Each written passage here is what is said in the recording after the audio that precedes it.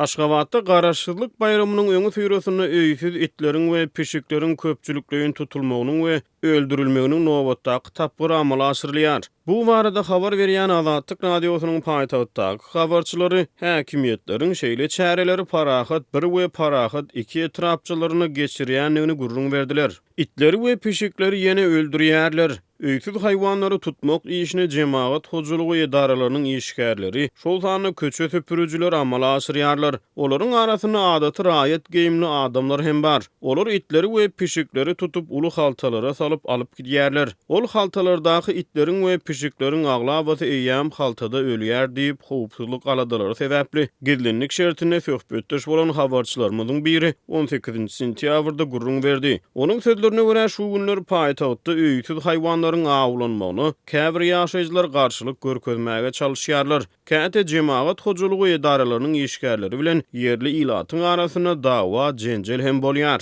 Dünýäni 17 sentýabrda bir aýal itleri we pişikleri tutup öldürýän bir işgär bilen dawalaşyp, onuň elindäki haltasyny aldy we onu açdy. Şonda haltada diri itleri we pişikler hem bardy. Olar haltanyň agzy açylan desine gaçyp gitdiler. Ýöne onuň içinde eýýäm ölen itleri we pişikler hem bardy diýip habarçy şaýat bolan bir wakasyny gurrun berdi. Habarçy jemaat hojulugy edaralarynyň işgärleriniň we köçe süpürüjileriň itleri we pişikleri köpçüliklerini tutmak we öldürmek çärelerini köplenç daň atana başlanýanyny aýdyp şeýle diýär. Itler we pişikler günnogunda ýagtylykda özlerine howp awanýanyny bilýärler. Paýtagtda pişiklerin tutulup öldürilmegi sebäpli sıçanlar we alakalar hem köpelýär diýip habarçy bellidi. Aşgabatyň häkimiýetleri garaşsyzlyk, betaraplyk ýa-da täze ýyl ýaly ýurtda belenilýän uly bayramçylyklaryň ýa-da halkara çäreleriň öňü tüýresinde öýsiz itleri we pişikleri ýok etmek boýunça çärelerini güýçlendirýärler.